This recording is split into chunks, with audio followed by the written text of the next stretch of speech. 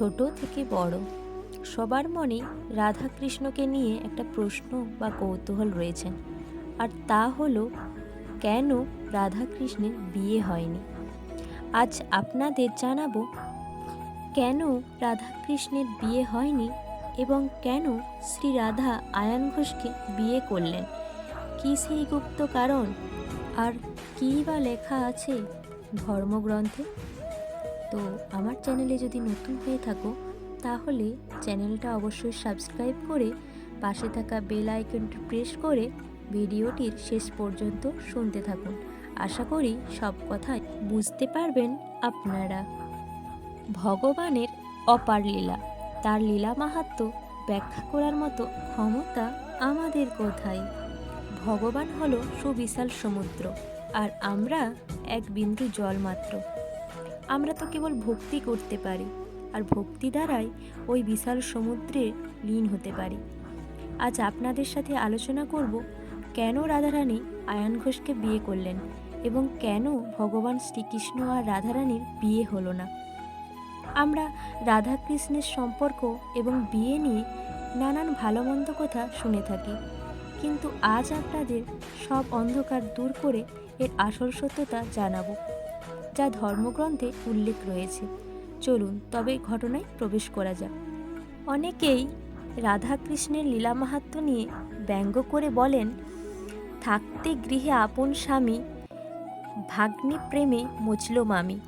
ধর্মগ্রন্থ অনুযায়ী ভগবান শ্রীকৃষ্ণ শ্রী বিষ্ণুর 10 অবতারের অষ্টম অবতার, যিনি এই মর্তলোকে অবতার রূপে এসেছিলেন ধর্ম প্রতিষ্ঠার জন্য, পাপের বিনাশের জন্য, ভক্তি মুক্তি প্রেম ও সৎ কর্মের পথ দেখানোর জন্য। আর শ্রী রাধারানী হলেন শ্রী বিষ্ণুর পত্নী মাতা লক্ষ্মী। তবে কেন শ্রী রাধা কৃষ্ণকে বিয়ে না করে আয়ান ঘোষকে বিয়ে করলেন? উপকথা অনুযায়ী আয়ান ঘোষের আরেক নাম অভিমন্যু। আয়ান ঘোষ গোকুলের কাছে জারত নামে একটি গ্রামে বসবাস করতেন।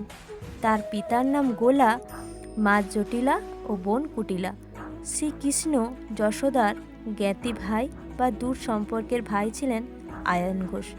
আর শ্রী রাধার সাথে আয়ান ঘোষের মূল উদ্যোক্তা ছিলেন শ্রীকৃষ্ণের পিতা নন্দরাজ। সেই সূত্র অনুযায়ী উপকথায় রয়েছে শ্রীকৃষ্ণ আয়ান ঘোষের ভাগ্নে এবং শ্রী রাধা আয়ানের পত্নী, তাই শ্রী রাধা শ্রীকৃষ্ণের মামি। আয়ান ঘোষ ছিলেন মা কালীর বিশেষ ভক্ত।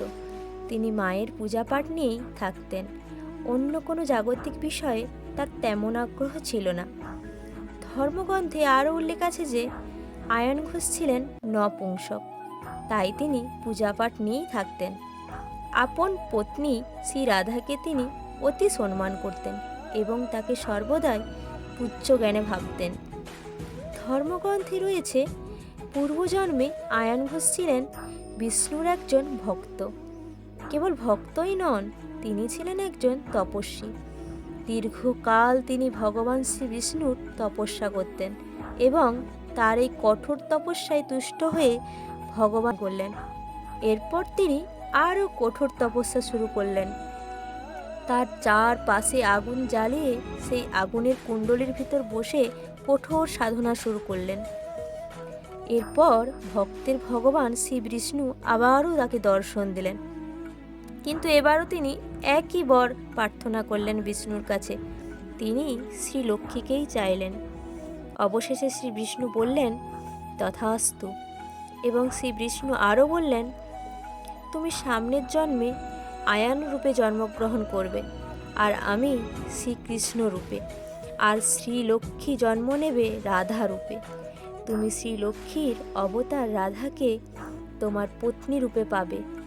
তবে তুমি থাকবে নপুংসক, আর জগৎ জানবে রাধা তোমার পত্নী, কিন্তু রাধা তোমার কাছে পূজিতা দেবী হিসাবেই থাকবে, আর রাধা কৃষ্ণের পূজা হবে জগৎ জুড়ে। এই বলে ভগবান বিষ্ণু সেখান থেকে অন্তর্হিত হন, আর এই জন্যই শ্রী রাধার বিয়ে হয় আয়ান ঘোষের সাথে। আর আয়ান ঘোষ সর্বদা শ্রী রাধাকে দেবী হিসাবেই সম্মান করতেন। কিছু কিছু ধর্মকথায় বর্ণিত আছে যে আয়ান ঘোষ মা কালীর ভক্ত ছিলেন, আর তিনি যখন মা কালীর পূজা করতেন তখন মা কালীর বিগ্রহে তিনি শ্রী রাধারানীকে দেখতে পেতেন এবং শ্রী রাধারও পুজো করতেন। রাধা কৃষ্ণের কেন বিয়ে হয়নি এ নিয়ে আরও একটি কথা বর্ণিত আছে ধর্মগ্রন্থে। রাধারানী একবার শ্রীকৃষ্ণকে জিজ্ঞাসা করলেন, কেন আমাদের বিয়ে সম্ভব নয়, কেন হতে পারে না রাধাকৃষ্ণের বিবাহ?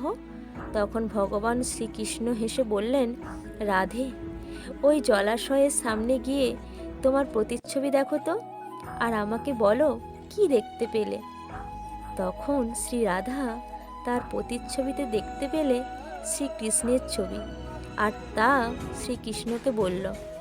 তখন শ্রীকৃষ্ণ আবারও হেসে বলল, হে রাধে, রাধা আর কৃষ্ণ তো আলাদা নয়, যে রাধা সেই কৃষ্ণ। রাধা কৃষ্ণের কোনো ভেদাভেদ নেই। রাধা কৃষ্ণের বন্ধন সর্ববন্ধনের উপরে এবং শ্রেষ্ঠ। তবে অন্য কোনো বন্ধনের কি প্রয়োজন? হরে কৃষ্ণ। আসলে ভগবানের লীলামাহাত্ম্য অপার, তার লীলামাহাত্ম্য বোঝার সাধ্য কার আছে? হরে কৃষ্ণ, রাধে রাধে।